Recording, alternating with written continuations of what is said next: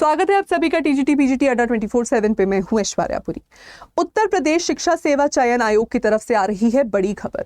हाल ही में कंडक्टेड उनकी latest meeting के बाद पता चला है कि उन्होंने नए एग्जाम कंट्रोलर को इंस्टीट्यूट कर दिया है आयोग के लिए, और अब वो अपनी शिक्षक भर्ती के एग्जामिनेशंस को कंडक्ट करवाने के लिए पूरी जोरों शोरों से तैयारी चला रहे हैं। इस एग्जाम को वो जनवरी में कंडक्ट करवाना चाहते हैं, जनवरी 2025, और उसके लिए आयोग खुद को पूरे तरीके से सशक्त बना रहा है। हाल ही में हुए पुलिस भर्ती के एग्जामिनेशन में हुई लीकेज और जितनी भी कंट्रोवर्सी उसके अराउंड रही है, वैसी सी दिक्कत यहाँ शिक्षक भर्ती में ना फिर से आ जाए। इसीलिए आयोग अब बिल्कुल कछुए की चाल चल रहा है और हर स्टेप को बहुत ध्यान से देख रहा है। मैंने पूरा निचोड़ इन 2 आर्टिकल्स का आपके लिए यहाँ पर निकाल दिया है ना। आयोग के मेंबर्स ने क्या कहा वो सब तो मैं आपको बताऊंगी, पर ये की पॉइंट्स आपको बताना मेरा मेन मकसद नहीं है इस सेशन का। मेरा मकसद इस सेशन को लेकर दरअसल कुछ और है। ये सब कर लेने के बाद भी ऐसे बहुत से सवाल हैं जिसका जवाब आयोग नहीं दे पा रहा है, और जिस तरीके का एक डाउट और एक एंजाइटी वो स्टूडेंट्स के मन में, अभ्यर्थियों के मन में उन्होंने पिछले 2 सालों से छेड़ी हुई है, वो अभी तक उसको कम नहीं कर पा रहे, उसके अराउंड कुछ हमें बेनिफिट नहीं दे पा रहे, कुछ सॉलिड आंसर नहीं दे पा रहे हैं। तो फिर भी कुछ सवाल हमारे मन में बने हैं। इन सवालों तक पहुंचने के लिए एक फ्रेम नैरेटिव मैंने आपके लिए क्रिएट किया है। ये कुछ की पॉइंट्स हैं जो आयोग के ऑफिशियल स्पोक्सपर्सन ने हमें दिए। तो राय साहब जी की ऑफिशियल स्टेटमेंट्स की माने तो सबसे पहली बात, एग्जाम की कंट्रोलर को अब जाके इंस्टेट कर दिया गया है, यानी कि आयोग बन गया था, आपने धीरे धीरे धीरे करके उसके मेंबर्स बनाए, धीरे धीरे धीरे करके आपने उसके एक नए चेयरपर्सन को चूज किया, नॉमिनेट किया। करते करते करते अभी तक आपके पास एक एग्जाम कंट्रोलर ही नहीं है जो एग्जाम को कंडक्ट करा सकता था। चलो अब जाके आपने एग्जाम कंट्रोलर को भी लगा दिया। अब दूसरा यहाँ पे काम किया जा रहा है नियमों के ऊपर, क्योंकि इससे पहले चाहे वो आरओ एआरओ के एग्जामिनेशंस थे, चाहे वो आपके पुलिस भर्ती के एग्जाम थे, इन सभी में आपको चीटिंग के मामले देखने को मिले। अब शिक्षक भर्ती में, क्योंकि शिक्षक भर्ती बहुत बड़ी भर्ती हमारे सामने यहाँ पर है, 13,19,000 अभ्यर्थियों ने इसके फॉर्म भरे थे, तो इतने सारे कैंडिडेट्स के साथ किसी तरीके की मिसमैनेजमेंट ना हो जाए, इसके लिए आयोग ने अपनी नई एक गाइडलाइंस रिलीज की है। उन गाइडलाइंस के तहत वो कहना चाह रहे हैं कि एग्जाम को हर लेवल पर मॉनिटर किया जाएगा, राइट फ्रॉम कि कहाँ पे क्वेश्चन पेपर बन रहा है उसको सेंटर्स तक कैसे पहुंचाया जाए, फिर सेंटर एलोकेशंस पे काम कि किसी भी तरीके का कोई भी प्राइवेट स्कूल या कॉलेज को सेंटर ना बनाया जाए, सिर्फ सरकारी संस्थानों में ही एग्जाम कंडक्ट हो। अच्छा, फिर सरकारी स्कूलों में या सरकारी कॉलेजेस में अगर एग्जाम होगा तो फिर हमें वेट करना है कि जितना भी ये दिसंबर का टाइम आपका प्री बोर्ड्स का फॉर एग्जांपल रहता है, दूसरे एग्जामिनेशंस का रहता है, कॉलेज में दिसंबर में आपको अपने सेमेस्टर के एग्जाम्स देखने को मिलते हैं, इनसे फ्री होके ही आपके पास एक लॉजिस्टिकल फ्री नेटवर्क बनेगा जहां पर फिर आप अपने एग्जाम को कंडक्ट करवा सकते हैं। तो कहना इनका यह है कि एस्टिमेटेड डेट है जनवरी 2025, पर अब मान के चलो एग्जाम करते कराते अगर वो जनवरी तक अपने आप को फ्री करना भी चाहें, एग्जाम वगैरह करते करते नहीं कर पाएंगे, करते कराते ये मामला फरवरी तक जा सकता है। तो फरवरी हमें एक अच्छी डेट देखने को मिल रही है जहां पर ये एग्जाम कंडक्ट हो सकता है। ये की पॉइंट्स हैं जो आयोग की जो लेटेस्ट जितनी भी बैठकें हुई हैं वहां से हमें पता चले हैं। पर अभी भी मुद्दा ये नहीं है, मैं आपसे ये बात नहीं करने आई हूँ, बात मैं आपसे कुछ और करने आई हूँ। हाल ही में मैंने एक सेशन लिया था हमारे दूसरे चैनल टीचर्स अड्डा पे, जहां पर उत्तर प्रदेश शिक्षा सेवा चयन आयोग के पार्ट पर हो रही नेग्लिजेंस, डिलेज और फेलियर्स पे एक बहुत बड़ा सवाल चिन्ह हमने उठाया था, और आप सभी स्टूडेंट्स ने उस नैरेटिव में, उस डिस्कोर्स में बढ़ चढ़ के साथ भी दिया था हमारा। मैंने आप सभी के उस पर कमेंट्स पढ़े, एंड डेफिनेटली जितने कैंडिडेट्स पिछले 2 सालों से यहाँ पर फॉर्म भरे बैठे हैं, अपना पैसा दिए बैठे हैं, अपनी जी जान, अपना दिमाग सब दिए बैठे हैं, वो काफ़ी फ्रस्ट्रेटेड फील भी कर रहे हैं। तो सबसे पहला सवाल यहाँ पर ये उठ रहा है कि अभी भी ये डिले क्यों, इतना डिले क्यों हुआ है, आप इतने कछुए की चाल से क्यों चल रहे हैं? इसके ऊपर आयोग अभी भी कुछ जवाब नहीं दे पा रहा है। तो ये कुछ वैसा सा ही हो गया कि आपने किसी का मर्डर कर दिया है और अब आप उसके बाद जवाबदेही भी, आपको लग रहा है कि आप जवाब भी नहीं दे पा रहे हो सामने वाले को कि आपने वो मर्डर क्यों किया।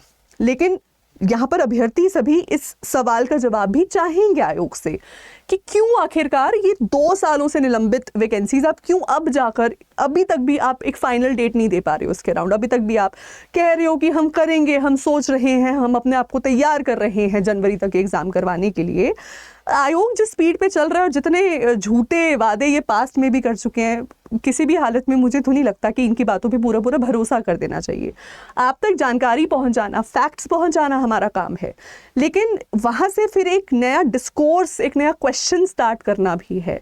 ये आवाज़ उठाने की ज़रूरत है और इस चैनल के माध्यम से मैं उठाना भी चाह रही हूँ कि आपसे जो डिले हुआ है आपकी उसकी जवाबदेही भी बनती है। आप जवाब दीजिए अपने सभी अभ्यर्थियों को। ये जो 13 लाख बच्चों ने फॉर्म भरे हैं, इनको जवाब चाहिए कि डिले आपके पार्ट पे हो क्यों रहा है। दूसरा, आपका ये जो हिट एंड ट्रायल एटीट्यूड है, ये क्या चीज़ है? देखिए, कोई छोटे मोटे बच्चों का खेल नहीं है कि चलो एक तरीके से इस काम को करके देखते हैं, गलती हो गई इसको पूरा ख़त्म करके फेंक दो, फिर से दूसरे तरीके से काम करके देखते हैं, फिर से गलती निकल आई, चलो ठीक है फिर से इसको फेंक दो। ये कोई रफ स्केच ड्रॉ करने की बात नहीं हो रही है कि आप पन्ने पे पन्ने फाड़ते चले जा रहे हैं। यहाँ पर 13 लाख अभ्यर्थियों के जीवन का सवाल है और बात सिर्फ उन 13 लाख अभ्यर्थियों की नहीं है, बात उन सभी लोगों की है, उन जिंदगी की हैं जो इन 13 लाख कैंडिडेट्स के साथ जुड़े हैं। तो एक और बहुत बड़ा क्वेश्चन यहाँ पर ये बन रहा है कि आपने अपने पुराने एग्जाम से कुछ सीख ली, आपने कहा कि भाई चीटिंग हो गई है, लीकेज हो गई एग्जाम में, अब हमें एग्जाम को फिर से करवाना है, हमें अपने फ्यूचर एग्जाम्स को इससे बेटर करना है। आपको राइट अवे उसके अराउंड गाइडलाइंस प्रिपेयर करके साथ के साथ अपने अगले एग्जाम्स की तैयारी कर देनी चाहिए थी, बट ये नई गाइडलाइंस बनाने में भी इतनी देरी हो गई है और अभी भी आपको इतने डिले के बाद भी आप ये ऑफिशियल स्टेटमेंट नहीं दे पा रहे हो कि भाई एग्जाम इस डेट को फलाना फलाना फलाना होगा। ये मीठी गोली देने वाला एटीट्यूड आखिरकार ये आयोग कब छोड़ेगा, ये दूसरा सवाल मैं इनसे पूछना चाहती हूँ।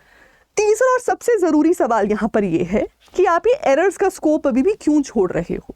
इस न्यूज़ आर्टिकल से, जो 2 न्यूज़ आर्टिकल्स मेरे पास हैं, यहाँ पर क्लियरली ये बात मेंशन है कि नए रूल्स बनाए जा रहे हैं ताकि एरर्स ना हो। उसके बावजूद ये भी कहा जा रहा है साथ साथ कि क्योंकि इस आयोग से जुड़े सभी मेंबर्स, चाहे वो चेयरपर्सन हैं, चाहे वो एग्ज़ाम कंट्रोलर हैं, चाहे वो एग्ज़ाम सेटर्स हैं, चाहे वो इसके मेंबर्स हैं, उन सभी के लिए इतने बड़े स्केल पे हो रही ये सबसे पहली भर्ती होगी। इनफैक्ट पहली भर्ती पुलिस की करना चाह रहे हैं based on number of candidates जो रजिस्टर्ड हैं उस पोस्ट के साथ। उसके बाद जो अगली बड़ी वैकेंसी है इनके सामने वो है टीजीटी पीजीटी भर्ती। क्यों? क्योंकि उसके अंदर भी next highest number of candidates enrolled हैं, जो कि मैंने आपको अभी भी बताया 13,19,000 हैं। अब वो कह रहे हैं कि क्योंकि इतनी बड़ी वैकेंसी को वो पहली बार टैकल कर रहे होंगे तो उनके सामने और बहुत चुनौतियां आ सकती हैं। दिक्कत की बात यह है कि आयोग का काम करंट गिवन सिचुएशंस और करंट गिवन एरर्स को सुधारना नहीं है। उनका काम है कि फ्यूचर की सभी अनफॉर्चूनेट सिचुएशंस को देखकर चलना। क्योंकि आप एज अ स्टेट इलेक्शंस तो करवा लेते हो, आप एज अ स्टेट अपने नगर पालिका के इलेक्शंस भी करवा रहे हो, आप एज अ स्टेट अपने लोकसभा के इलेक्शंस भी आप बढ़िया तरीके से रन करवा रहे हो, विधानसभा के इलेक्शंस भी कर लेते हो। कोई पॉलिटिशियन वहाँ पर एरर का स्कोप नहीं छोड़ता है ना, किसी का 1-2 वोट कम ना पड़ जाए। लेकिन जब यहाँ पर 13 लाख कैंडिडेट्स और उनके साथ जुड़ी जिंदगियों की बात है, अब आपके मन में खुद को लेकर ही कॉन्फिडेंस नहीं है। आप कह रहे हैं कि आप पहली बार भर्ती करा रहे हैं तो हम कोशिश कर सकते हैं कि एरर ना हो, इसके लिए हम टाइम टू टाइम गाइडलाइंस में चेंजेस लेकर आते जा रहे हैं। तो ठीक है, आपने बोल दिया कि सरकारी स्कूलों में रखेंगे हम सेंटर्स या कॉलेजेस में रखेंगे, लेकिन क्या वायदा कर सकते हैं वो यहाँ पर कि यहाँ पर भी एग्ज़ाम लीक नहीं होगा? क्या सरकारी स्कूल और कॉलेजेस में जब सेंटर बनते हैं तो वहाँ से एग्ज़ाम्स लीक नहीं होते? क्या वहाँ पर एरर का स्कोप नहीं होता?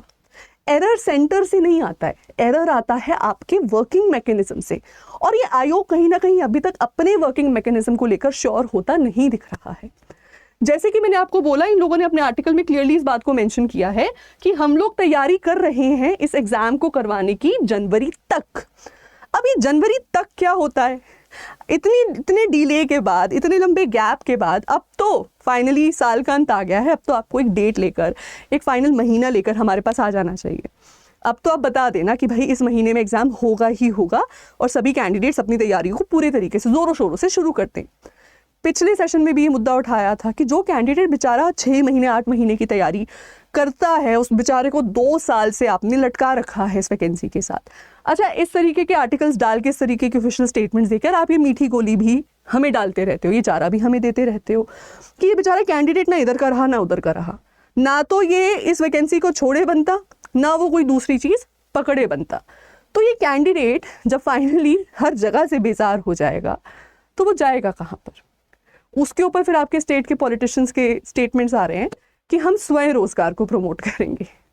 वाह जी वाह, काफ़ी अच्छा खेल खेला जा रहा है, लेकिन ये खेल बहुत भारी पड़ रहा है उन सभी लोगों की ज़िंदगियों पर जो इस एग्ज़ाम के साथ, इस वैकेंसी के साथ, इस नौकरी के साथ जुड़ी। मैं जानना चाहती हूँ आप सभी का क्या विचार है इस पर। ज़रूर वीडियो के नीचे कमेंट सेक्शन में मुझे लिखकर बताएं। धन्यवाद।